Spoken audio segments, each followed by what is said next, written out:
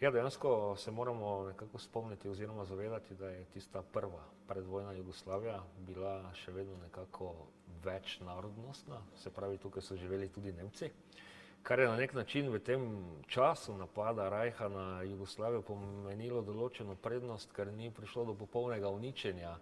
ampak oni so to imenovali v svoji propagandi osvoboditev, se pravi njihovega ozemlja. In ta Hitlerjev obisk je toliko bolj zanimiv, ker Hitler v tem času več ni obiskoval in se masovno pojavljal. In nekako bi lahko rekli,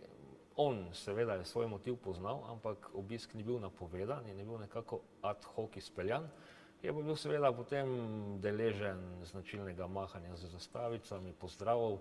in na strani nemškega prebivalstva je seveda bil odobravan, medtem ko na strani zatiranega prebivalstva pa seveda so v tem videli nekaj slabega, kar tudi seveda je to bilo,